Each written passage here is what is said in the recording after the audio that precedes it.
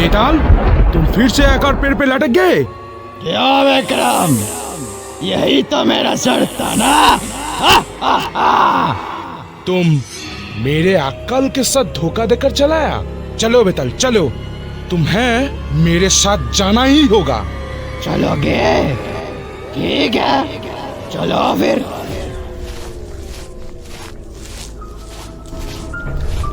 चक्रवर्ती सम्राट विक्रमादित्य, तुम्हें फिर से कहानी सुनाता हूँ, लेकिन कहानी सुनने के समय अगर गलती से भी मुंह खोला तो मैं फौरन उड़ के मेरे पैर पे चला जाऊंगा। और कहानी के अंत में मैं एक प्रश्न पूछूंगा। अगर जानबूझकर गलत जवाब दिया तो मैं तुम्हारे सिर के टुकड़े टुकड़े कर डालूंगा। अगर तुम मेरे प्रश्न का कोई भी उत्तर ना दे पाए तो तब तुम मुझे ले जा सकते हो। क्यों विक्रम, डर गए? नहीं, मुझे तुम्हारे सारे शर्त मंजूर है। ये कहानी देवलोक प्रकाशक द्वारा प्रकाशित, विश्व साहित्य समाज से निष्कासित और कुछ रहस्य और रोमांच से भरा हमारी तरफ से एक विशेष निवेदन, द नाइट ऑफ थ्रिल्स। आज आप सबके लिए मुकेश नातान की मनोरंजक कहानियाँ विक्रम और बेताल। तो शुरू हो रहा है पहला भाग, राजा का न्याय। यमुना के किनारे पर धर्मस्थल नामक एक शहर था, जहाँ गुणाधीश नामक राजा और केशव नाम का ब्राह्मण रहता था। केशव की एक बेटी थी जिसका नाम मधुमालती था। वो बहुत रूपवान थी। मधुमालती का एक भाई भी था। मधुमालती जब जवान हो गई तो पंडित उसको विवाह का चिंता होने लगी। अचानक एक दिन पंडित अपने किसी यजमान के यहाँ गया हुआ था। उसका बेटा विद्याध्ययन के लिए आश्रम गया हुआ था। ब्राह्मण के यहाँ उसकी अनुपस्थिति में एक ब्राह्मण पुत्र आया, जिसे रूपगुण संपन्न समझकर पंडित की पत्नी ने बेटी की वर के लिए पसंद कर लिया। ब्राह्मण की पत्नी ने उसे युवक से मधुमालती के विवाह का जिक्र किया तो वह तुरंत तैयार हो गया। उसने मधुमालती की पहले से ही देख रहा था और वो उसे पसंद करता था। उसकी स्वीकृति पाकर मधुमालती की माता ने उसका विवाह विक्रम जैसे होनहार युवक से तय कर दिया। उधर जिस युवक ने ब्राह्मण का पुत्रों ने अपने बहन की शादी की बात उससे चलाई थी तो वो फौरन तैयार हो गया और शादी की बात पक्की कर दी। ब्राह्मण जहाँ गया हुआ था उसने वहाँ पर मधुसूदन नामक एक युवक को अपने बेटी के लिए पसंद किया और विवाह का बात चलाकर बात पक्की कर ली। ये सब पंडित और उसका पुत्र दोनों ही प्रसन्न हुए और घर पर आए। केशव पंडित की पत्नी पहले से ही विक्रम जैसे होनहार युवक के अपना दामाद बनाने के लिए तैयार बैठी थी। जब तीनों एक साथ पर मिली तो ब्राह्मण की पत्नी ने प्रसन्न स्वर में कहा, सुनिए जी, आप लोगों के लिए मेरे पास एक शुभ समाचार है। अरे, शुभ समाचार तो मेरे पास भी है। एक शुभ समाचार तो मेरे पास भी है।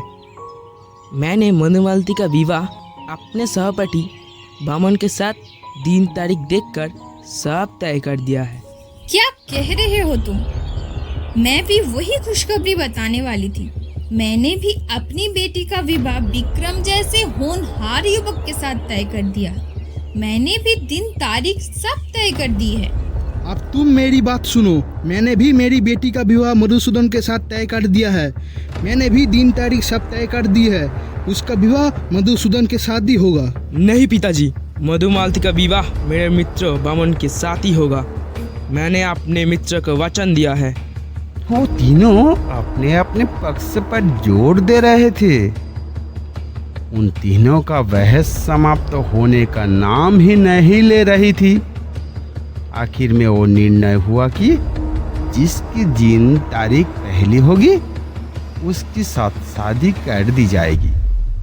बाकी दो से यहाँ कहकर हाथ जोड़ लोगों की विवाह पहले ही हो गया है।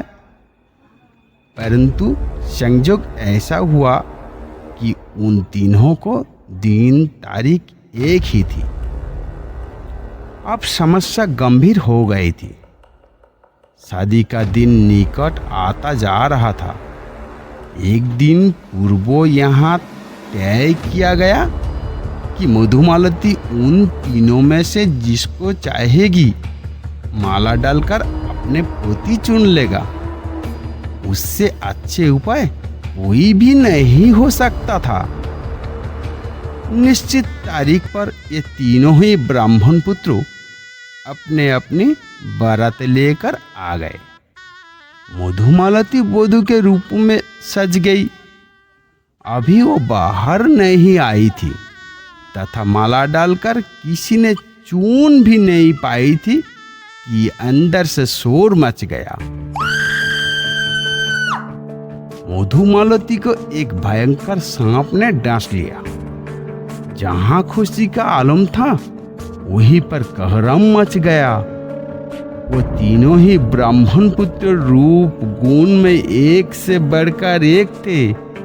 लोग इस चक्कर में थे कि देखो मधुमालती उन तीनों में से किसको पोती रूप में स्वीकार करती है। लेकिन अब तो मामला ही बदल गया था। उन तीनों ब्राह्मण युवक को माता पिता सगे बंधु भी सब के सब अंदर की तरफ दौड़ पड़े। सांप का जहर तेजी से चढ़ रहा था। मधुमालती जहर के प्रभाव से मूर्छित होकर गिर पड़ी थी। ये तीनों ब्राह्मण पुत्र जो मधुमालती को पत्नी के रूपों में स्वीकार करने के लिए आए थे मधुमालती को निहार रहे थे। बस निहारे ही जा रहे थे। लोगों चारों तरफ दौड़ पड़े। उन सभी लोगों का बुलाया गया जो सांप का जहर उतराने में माहिर है। काफी दूर दूर से ऐसे जानकर लोग बुलाया गया था। लेकिन सबने एक ही बात कही कि वो नहीं बचेगी।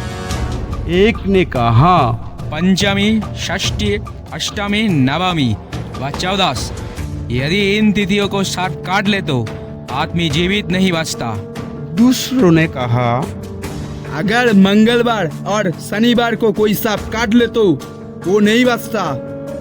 अब तीसरे ने कहा रोहिणी, मेघा, अश्लेषा, मूल, कृत्तिका नक्षत्र में हुआ जहर कोई उतार नहीं सकता।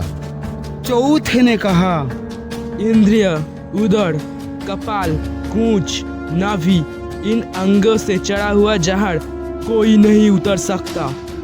अंत में यही कहा गया कि सब प्रयास व्यर्थ है।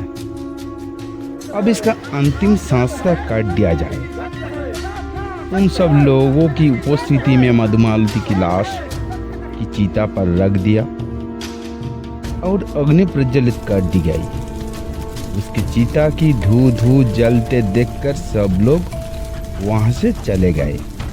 मगर मधुमालती को पत्नी रूप में स्वीकार करने का जो उद्देश्य से आए हुए वो तीनों युवक वही बैठे रहे। मधुमालती की चिता की राख ठंडी हो गई। तब उन तीनों में से एक उसकी राख को लिपटकर उसे लेकर बूझे बूझे मन से एक तरफ की चल दिया। एक के मन में मधुमालती का ऐसा गम बैठा कि वही अपने सांसारिक वस्त्रों में त्याग कर सन्यासी बन गया और जंगल जंगल खाक छनाने लगे। तथा तीसरा उसकी हड्डियों को सिमट कर उनकी गठरी बांध कर वहीं पर कोठी बनाकर रहने लगा। सन्यासी बनकर जो युवक इधर उधर भटक रहा था, एक दिन उसे एक ब्राह्मण ने अपने वहां भोजन के लिए आमंत्रित किया। नहा धोकर वो सन्यासी भोजन के लिए बैठ गया। उसके सामने ही रसोई का चूल्हा जल रहा था और ब्राह्मण की पत्नी भोजन बना रही थी। ब्राह्मण का एक छोटा पुत्र हुआ वहां आ गया, अपनी मां के आंचल की बार बार खींचने लगी। ब्राह्मण की पत्नी की भोजन तैयार करने में असुविधा हो रही थी। उसने बच्चों की बहलाया, फुसलाया, नहीं माना तो डांट डप्पर की। परिणाम यही हुआ कि वो और भी जोर जोर से रोने लगा। ब्राह्मण की पत्नी ने उसे जोर से अपने से दूर करने के लिए झटका दिया तो वो चूल्हा में जा गिरा।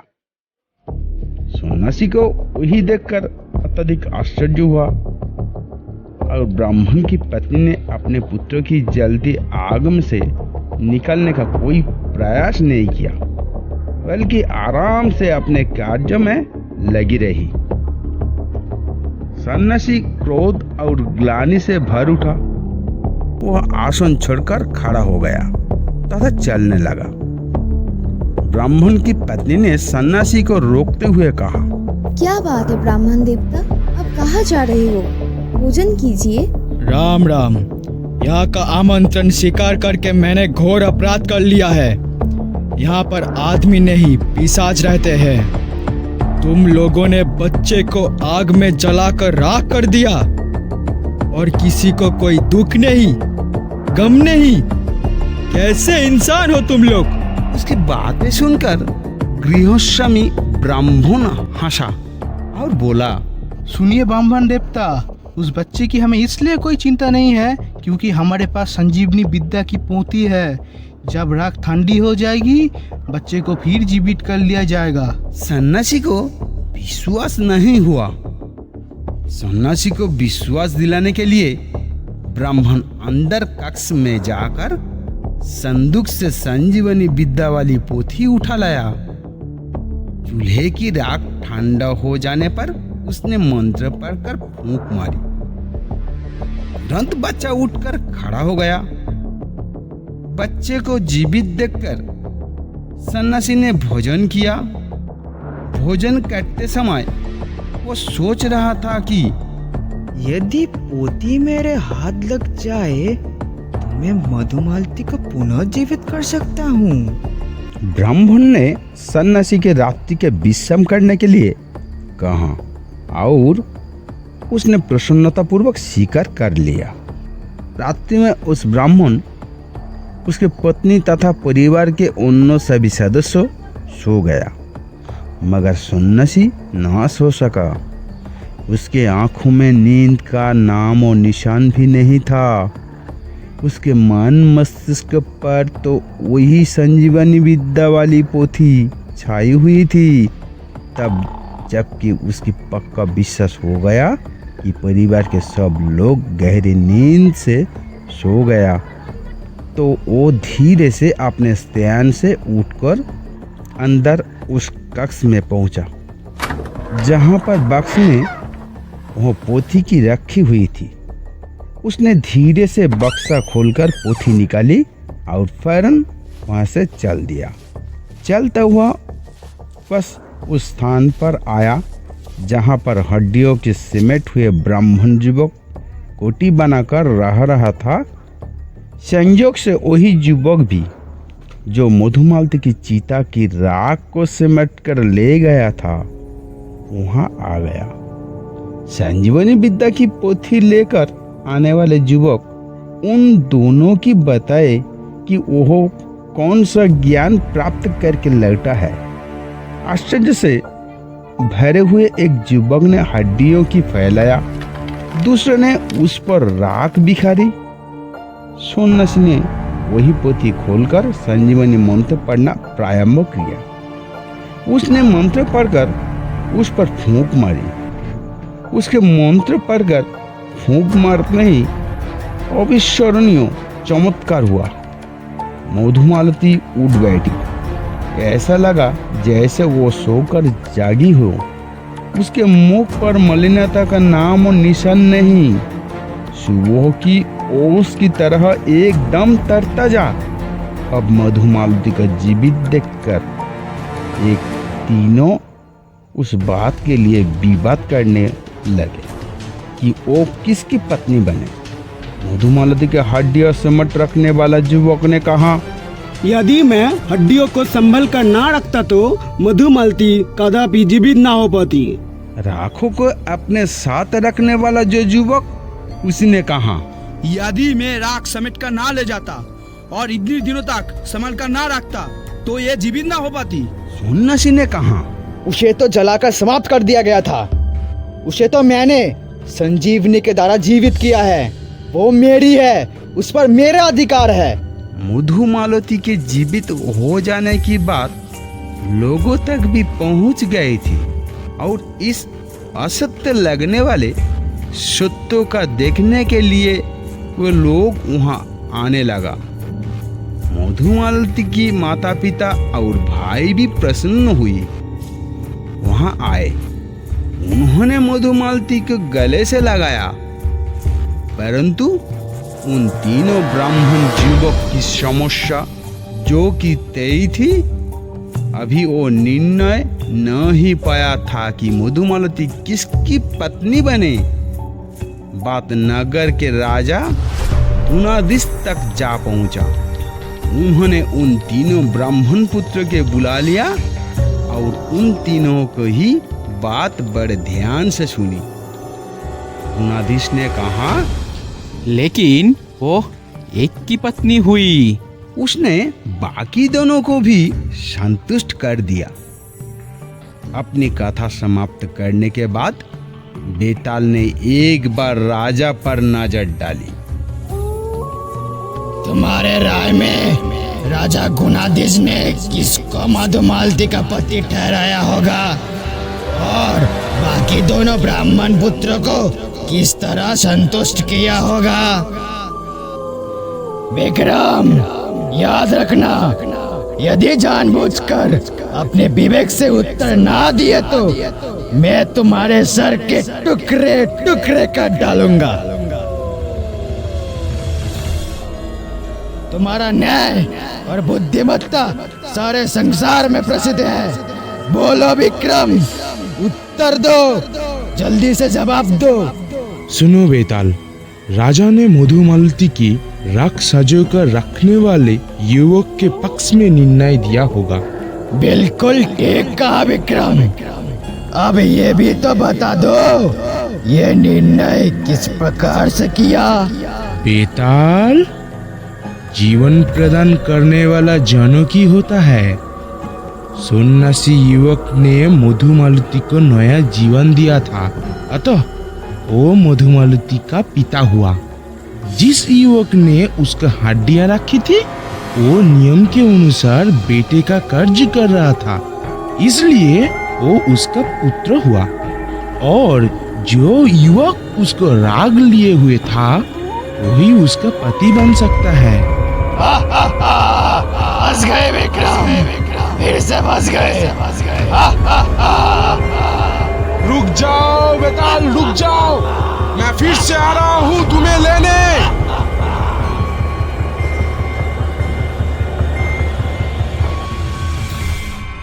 आज की कहानी का समाप्त यहीं पर हुआ। अगले एपिसोड में फिर से लौटेंगे ऐसे ही किसी एक मनोरंजक कहानी के साथ। तो सुनते रहिए द नाइट ऑफ थ्रिल्स।